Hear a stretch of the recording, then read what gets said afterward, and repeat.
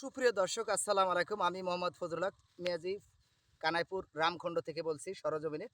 আসলে সোনালি আসে ভরপুর, ভালোবাসে ফরিদপুর।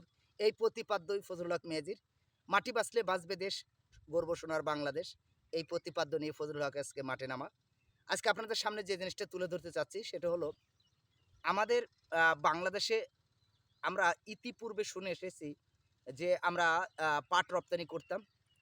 বিশেষ করে চামড়া রপ্তানি করতাম, চা রপ্তানি করতাম। অর্থাৎ আমাদের যেটা আয়ের উৎস ছিল বাইরে বৈদেশিক মুদ্রা যে আমরা অর্জন করতাম, সেই অর্জন করার ক্ষেত্রে পাট আমাদের ছিল সর্বপ্রথম একটা টার্গেট। সেই পাট দিন, দিন বিলুপ্তর পথে অর্থাৎ আমাদের যে পরিমাণে পানির প্রয়োজন ছিল, সেই পানিটা আমরা পাচ্ছি না। সেই কারণে আজকে আমাদের পাট বিলুপ্তের দিকে। আরেকটা জিনিস আমি সাধারণ কৃষককে জানাতে চাই সেটা হলো শুধু পানির কারণে নয়, আমাদের যে ল্যান্ড আছে সেই অনুযায়ী আমাদের যে শ্রম বাজার দরকার, তার যে পরিমাণে শ্রমের দরকার সেই শ্রমটা হলো হাই লেভেল হয়ে গেছে। অর্থাৎ আমরা যে 200, 250, 300 টাকা করে যে জোন পেতাম সেই জোনটা এখন আমরা 600 টাকা করে ক্রয় করতে হচ্ছে। তাই সেক্ষেত্রে আমাদের প্রোডাকশন খরচটা বেড়ে গিয়েছে, উৎপাদন খরচটা বেড়ে গিয়েছে। তাই সেই ক্ষেত্রে আমরা পাট থেকে আস্তে আস্তে বিতাড়িত হচ্ছে। অর্থাৎ বৈদেশিক মুদ্রাতে আমরা যেটা আনতাম বাইরের থেকে সে ধীরে ধীরে আমাদের সেটা কমতে শুরু করেছে। আজকে আমি সম্মানিত কৃষককে বলবো, দেখেন আমি যে ক্ষেত্রে দাঁড়িয়ে আছি সেটা হলো একজন স্বনামধন্য কৃষক, যিনি আসলে কৃষি ক্ষেত্রে পাটের যে কিভাবে পরিচর্যা নিতে হয় সেই পরিচর্যাটা আপনাদের সামনে তুলে ধরতে চাচ্ছি।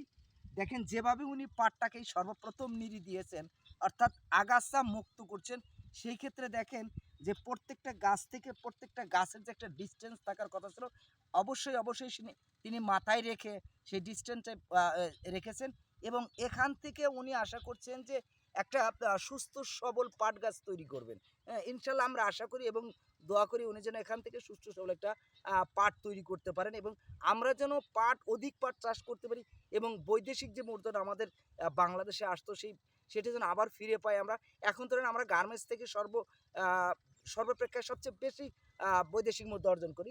সেই ক্ষেত্রে আমরা পাট থেকে অনেক বিতাড়িত হচ্ছি।